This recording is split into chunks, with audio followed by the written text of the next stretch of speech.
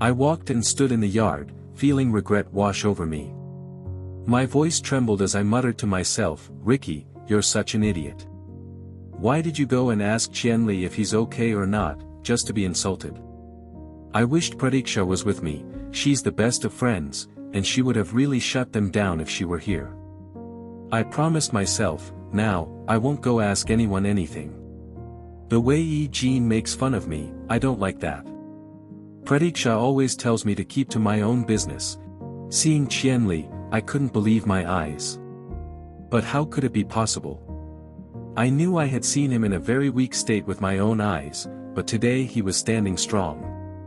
I looked at the horse and said, could it be possible what Yi Jin said? Is it really an illusion?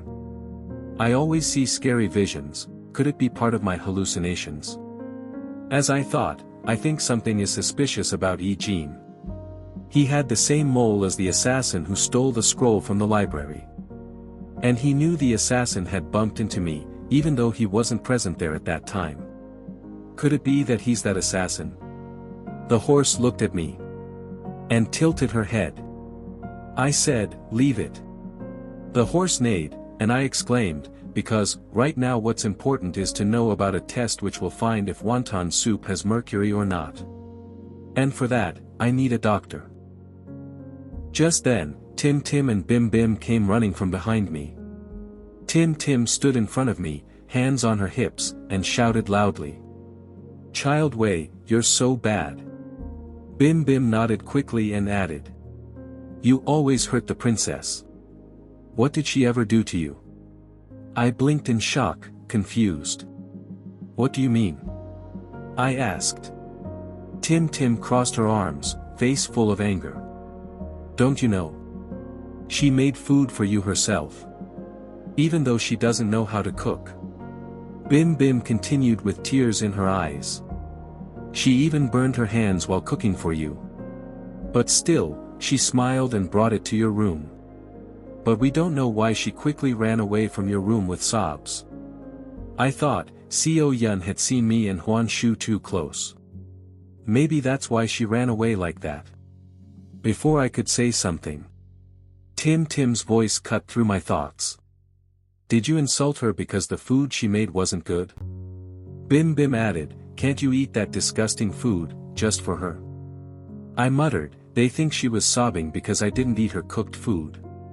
But before I could respond, you always find a way to hurt her. Bim Bim added quickly. No matter how hard she tries to make you happy, you just keep breaking her heart.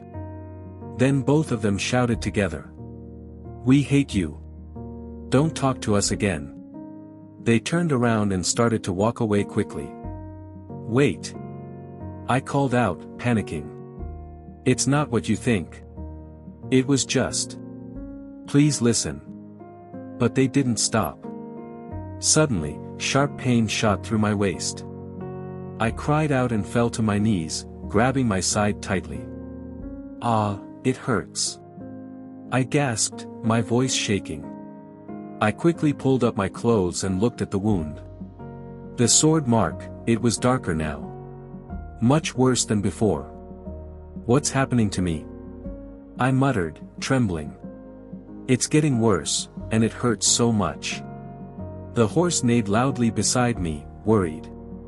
But all I could feel was the pain in my waist. But then, Kim Jae appeared from behind and grasped my shoulder. Wei Liang, are you okay? What happened to you? He asked, concern etched on his face. I looked up at him and replied, my voice low and trembling, yeah, I'm fine. But Kim Jae's gaze lingered, and he pressed, no, you're not. What's wrong? As he spoke, my pain began to subside, and I stood up with his help. You're okay. Why were you sitting like that? He asked, his brow furrowed. I shrugged it off, attributing it to a waist pain. Kim Jae's expression turned comical as he said, well, I want to say that, Wei Liang, don't mind what Yi Jin said. He's just a lunatic, as you know. I murmured in agreement, yeah, he is. My mind still raced, thinking about Xiao Yun. I felt bad for her. She burned her hand to cook food for me. But it all falls down. Kim Jae's eyes sparkled with curiosity as he broke up my thoughts. Now, answer me, are you going with me? I looked at him for a moment before asking, where? Kim Jae replied, outside. A plan began to form in my mind. Perhaps I could use this opportunity to find Tong and Bao's house. What are you thinking? Kim Jae asked, noticing my pause. Are you going? I exclaimed, yeah, sure. But why do you want to go outside? Kim Jae's face lit up as he explained, I want some fruit. I know I'm a noble. If I ask the servants, they'll get it for me, but I want it from near the river, a heaven on earth. He leaned in, a hint of excitement in his voice. If you come with me, I'll tell you a secret story about the river. And you can bring the horse too. I nodded enthusiastically, and Kim Jae said, wait, I'm coming. Just wait here and don't go anywhere. With that, he turned to leave, and I stood there, wondering what lay ahead. Scene shifted. The doors creaked open with a slow, deliberate groan. A man stepped in first, his wrist adorned with a snake bracelet that glinted in the dim candlelight. Behind him came the assassin, his presence silent, dangerous, like a blade hidden in shadow. Advisory Lee didn't look up. He was hunched over a cluster of mud pots, carefully studying the strange materials inside. But the moment that voice reached his ears, low, deliberate, and filled with a chilling malice, he froze. Your Majesty, where are you? I have something to tell you, the man with the snake bracelet said. Advisory Lee didn't answer immediately. Calmly, he covered the pots with a dark cloth, slid them into a concealed drawer beneath the table, and rose. From behind the folding screen, he emerged with practiced grace, settling onto his carved wooden chair as if the interruption hadn't rattled him. The man bowed his head. Your Majesty, I have something to say. Advisory Lee's tone was mocking. Do you? Because I have the feeling it'll waste my time. This time, the man said, stepping forward, it's important. Maybe even, good news. Before he could go on, the assassin's voice sliced through the air. I remember, he said coldly, you claimed you knew where the fifth scroll was. But you never told us. You just disappeared. The man wearing the snake bracelet turned toward him, expression unreadable. I didn't lie. I just didn't get the chance. But I'll tell you now. No one but the one you bumped into has it. The assassin's eyes narrowed beneath his mask. You mean Wei Liang? I don't believe you. Why would he take it? I saw it with my own eyes, the man wearing the snake bracelet said. I was there. He slipped it into his robes when no one was looking. He has it. Advisory Lee leaned forward slightly, interest sparking behind his otherwise tired eyes. That's excellent. Go retrieve it. He trusts you blindly, doesn't he? But the man wearing the snake bracelet held up a hand. I apologize. I couldn't do that. I have to go, I'm getting late. As he turned, he suddenly remembered something. He said, I have something more important to say. Weren't you planning to kill Wei Liang? Right now, you've got a chance, he's going outside. Advisory Lee's face lit up with cruel delight. Brilliant. You've handed me the opportunity on a silver platter. He chuckled darkly. I should be thanking you. The assassin's voice dropped to a dangerous whisper. I'll do it. With my own hands. I'll take everything he took from me. I'll give him a death no one will ever forget. Advisory Lee raised a brow. Is Huan Shu with him? Probably not, the man wearing the snake bracelet answered. He left alone. Advisory Lee nodded slowly, fingers drumming against the wood of his chair. Perfect. Once he's gone, we'll retrieve the scroll. And send assassins to kill him. It'll all be over. Then his gaze sharpened. But how do you know he's gone? You weren't in the palace. Then suddenly you came here. Are you sure you're not feeding me lies? The man wearing the snake bracelet didn't flinch. It depends on whether you believe me or not. My work is only to inform you, and I have done it. Advisory Li leaned back, satisfied. Okay. If it's true, you're becoming more useful with each passing day. Just then, a man appeared from the shadows. His face was hidden beneath the hood of his cloak, his voice low and trembling as he spoke. Your Majesty, today, we have failed. Advisory Li's face twisted in anger. What? The man continued, his voice hoarse. I had mixed the final spoonful of mercury into the wonton soup. Everything was going perfectly, until the maid, while carrying it, stumbled into Wei Liang. The tray fell, everything spilled. And now Wei Liang is once again suspicious about the wonton soup, just like he was before. And today he created a drama. Everyone, even the commoners, heard it. Advisory Li slammed his fist against the table, his teeth clenched. That son of a bastard always causes trouble for us, he hissed. I want him dead. Dead. If he dies, our path will finally be clear, no more obstacles. The man wearing the snake bracelet said. I told you, he said coldly, just kill him. If you wait any longer, he'll stir up the old conflicts again. Advisory Li turned furiously toward the assassin. I'm giving you a direct order, he growled. Kill Wei Liang. Do it fast, and I'll give you anything you ask for. The assassin's laugh was hollow, mocking. Sure, as I knew you always say the same thing while giving me any task, he sneered. He'll die by my hand alone. He took a step closer, voice dripping with disdain. I've done many dirty tasks for you, Advisory Li. But don't forget, being with you is my only compulsion. When you seize the throne of the Lianhua Empire, I'll claim the Mian Empire for myself. Including the Om Tao River and its tributaries. You understand me? His eyes gleamed dangerously. And don't even think about betraying me. I have more loyal men than you do. Advisory Li scoffed. Yeah. Suddenly, a sharp meow cut through the tension. A black cat, Kuro, leapt onto the table, its eyes gleaming fiercely. In a flash, Kuro lunged at the masked assassin, sinking his tiny fangs into the man's neck. The assassin growled in pain, trying to shake the cat off. In the struggle, a red pendant hanging around the assassin's neck was ripped free, clutched between Kuro's teeth, along with a shred of cloth. Kuro bolted out of the room, the pendant glinting as he ran. After Wei Liang, the assassin roared.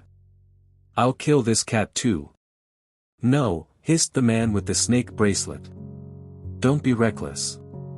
The assassin glared at him, breathing heavily. I know what I'm doing. You, keep your mouth shut. Advisory Li, I should go now and find Wei Liang and kill him with my own hands. He turned and left the room. The man wearing a snake-shaped bracelet muttered to Advisory Li, I'm getting late. I should leave now. Hidden behind a nearby wall, Qianli, who had been secretly eavesdropping on everything, narrowed his eyes and began to follow him. When he saw they were alone, he moved swiftly, grabbing the man's wrist, holding him back. His voice was low, almost trembling with sadness. Why are you doing this? Qianli asked, his throat tight. What do you hope to gain? Maybe. Just maybe, back then you had no choice. But now you do. And yet, you still choose to betray Wei Liang. The man jerked his hand free, his expression darkening. Leave me alone, he snapped, turning away without hesitation. But Qianli stepped in front of him, blocking his path, his eyes glistening with barely restrained emotion. You think ignoring me will make your lies true? He said, voice cracking. Answer me. Why are you doing this? He loves you. He trusts you more than anyone. Even when he sensed your betrayal, he forgave you. For you, he fought against everyone. The man wearing the snake bracelet scoffed bitterly. Loved me? He spat. He only helped me to boost his own reputation. My pain meant nothing to him. That's a lie. Qian Li cut him off, his fists clenching. Since the beginning, he gave you everything without asking for anything in return. He stood by you when no one else did. But you let my father, Advisor Li, poison your mind. He's just using you like a pawn. Can't you see it? His voice softened, heavy with sorrow. The faster you understand, the better I'll be for you. Otherwise, all you'll be left with is regret. He shook his head, voice bitter. Betrayal and lies, they never lead to a good ending. Qian Li turned, unable to bear the sight of him any longer. But suddenly, the man grabbed his arm, his grip tight. Why do you care so much? Who is he to you? He stepped forward and mocked, do you also have a relationship with him like Huan Shu does? Qian Li yelled, you. Okay. Okay. You don't have one, but answer me, why are you so concerned about him? Don't you know, if Wei Liang dies, you'll become the next king effortlessly? The man with the snake bracelet cut him off. And if you ask me why I am against him, I'll say this, if he dies, he'll get peace, dignity, grace, and respect. Why shouldn't I help His Majesty Li? Qian Li let out a bitter, hollow laugh, his eyes glistening with tears. What did you just call him? His Majesty. For real, he whispered. What use is a crown when there's no one left who loves you for who you truly are? No loyalty. No real love. Nothing but a cold, empty throne. The man scoffed and turned away. I wish I were you instead. I had to struggle for all the things you've had since childhood. It's really true, people don't care about what they have. Only those who don't have it truly understand its value. But Qian Li's voice rose again, sharp with pain. If you were me, you'd know how much Eve suffered. If the love he gave you had been given to me, I would never have betrayed him. I would have chosen death over hurting him. The man paused, his back still turned. So what? You want me to become his dog? He sneered. No, Qian Li said quietly. If you can't return his love, at least don't destroy it. Don't betray him. The man turned around, a cruel smirk on his face. You're jealous, aren't you? Because he'll have respect, dignity. Qian Li shook his head, his voice breaking. Respect can't be bought. It can't be given by those who only see you as useful. It must be earned.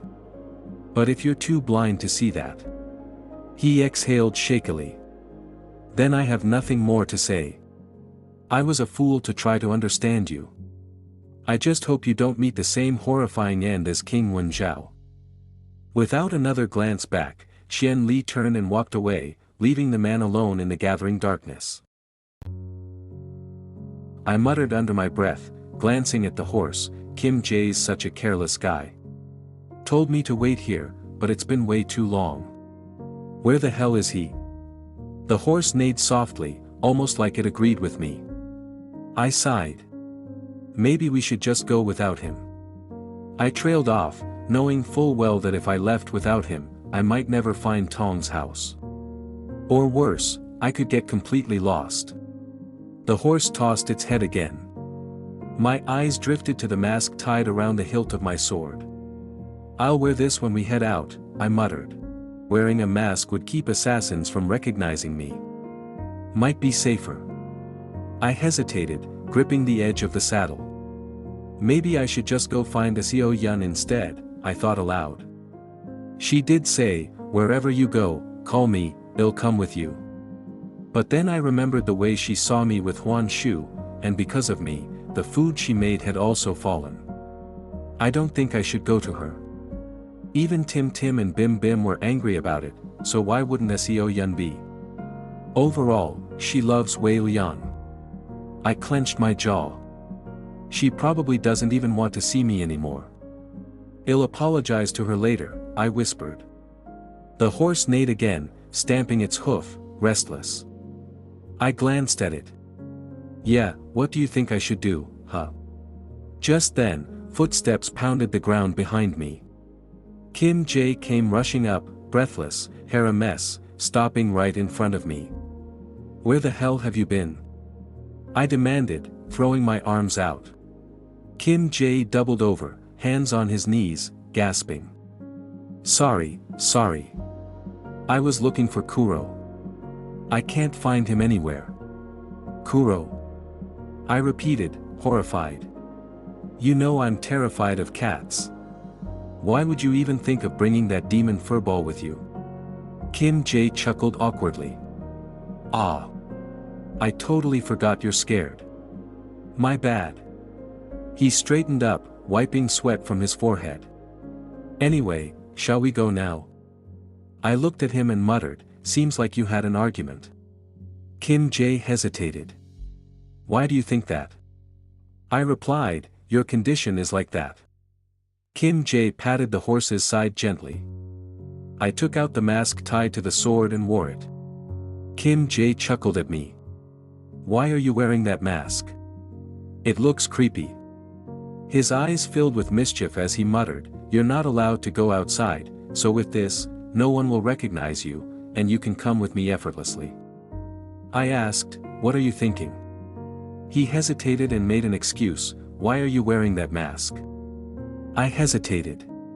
He asked, you can trust me. I won't tell anyone. I replied, just to protect myself. Kim Jae hissed, how will it protect you, and most importantly, from whom? I said, Yun told me that whenever I go anywhere, I should wear it so if any assassin comes to harm me, they won't recognize me. Kim Jae whispered, but why would assassins be after you? What kind of secret do you know? I looked at him, and he whispered, his voice barely audible, if you had your memory, you could say. But now, how will you know? And who could have sent assassins? From what I know, King Wen Zhao could have done that. But he's dead. I looked at him curiously and asked, what are you saying? Who is King Wen Zhao? Kim Jae immediately covered my mouth and looked around. Idiot. Don't say that name loudly. What if someone hears it? So, what and who is he? I cut him off. No one. That's not important. Let's go outside, he muttered. Before I could ask anything else, he pulled me along with him, leaving me to wonder. Who is Wen Zhao? And just like that, without waiting another second, we started moving. After we had left, Seo Yun entered through the grand doors of the palace. She dismounted from her horse. Grasping the flower Dae Hyun had given her, she muttered with a faint smile, this flower is so beautiful. As Dae Hyun said, I shouldn't be stubborn. Could it be that I misunderstood Wei and His Highness? I'll ask Wei, whatever he says will be final. She walked and stood in front of Wei Liang's room and knocked on it. After several attempts, when she heard no response, she entered the room. Wei, where are you? She searched the whole room and couldn't find Wei Liang. Feeling tired, she sat on the bed. Where could he be? He's not in his room. Seo Yun stepped outside the room and started to search for Wei Liang. Where are you, Wei? I've told him not to roam outside, it could be dangerous. Seo Yun spotted Huan Shu, who was walking alone. She approached him and bowed with respect. Your Highness, where is Child Wei? Huan Shu gave a firm stare and said, his voice cold, I thought he might be with you. Now you're asking me where he is? Seo Yun hesitated and hissed, okay. Huan Shu asked, where is Dae Hyun? Seo Yun replied, he was outside with me, but when I returned to the palace, he wasn't with me. Just then, Tim Tim and Bim Bim appeared from behind, concern etched on their faces. Tim Tim shouted, Princess! Princess! They stopped in front of her, breathing heavily. Huan Shu looked at them and left without hesitation. Bim Bim asked, Princess, where were you? We were so worried. The way you ran away with sobs, we thought. Wei hurt me, right? Xiao Yun cut her off. Tim Tim and Bim Bim nodded. Xiao Yun said, it was just a misunderstanding, and nothing else. Tim Tim and Bim Bim argued, but Xiao Yun calmed them down. Tim Tim. Bim Bim. You know Wei. He never hurts me. Even you understand me, right? So why were you doubting me then? Tim Tim and Bim Bim exchanged an uneasy glance. Because we were worried, Tim Tim said. Both started crying, tears streaming down like rainfall. Don't worry, because no one can hurt your princess, Xiao Yun said, wiping their tears and hugging them. You've been with me since childhood. If you cry like that, do you think I'll be okay? If you really care, then stop crying. Tim Tim and Bim Bim muttered, we're sorry, princess. For what? Xiao Yun asked. Tim Tim replied, we reacted before listening to you properly. Bim Bim added, yeah, princess. It's not true. You were just worried, that's the only reason, Xiao Yun hissed. Tim Tim and Bim Bim pulled back. Their gaze fell upon the flower she was grasping, and they muttered, this is beautiful. Who gave it to you, princess? Xiao Yun hesitated and made an excuse. I'll say it later. Where is Wei? Last time, he was near the grand door entrance, Bim Bim replied. Oh, so you don't exactly know where he is. Okay. I should go now and ask someone else, Xiao Yun muttered. Tim Tim grabbed her arm and said, but, at least tell us, did Child Wei hurt you or not? Xiao Yun replied, he would never do that. Her voice softened. Tim Tim, Bim Bim, go and rest. I'm coming. She turned and left. Behind her, Tim Tim and Bim Bim whispered, hope what you say is the truth. Be careful. Near the grand palace entrance, she spotted a guard and hurried toward him. Did you see Child Wei? Xiao Yun asked. The guard bowed respectfully. Sorry, princess, we don't know where he is. Xiao Yun's face fell as she turned to leave.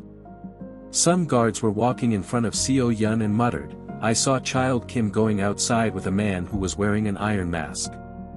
Who could it be? The second guard asked. The first guard replied, I don't know, but I know where they could be going. Where? Probably to the devoted tree near the Tao River.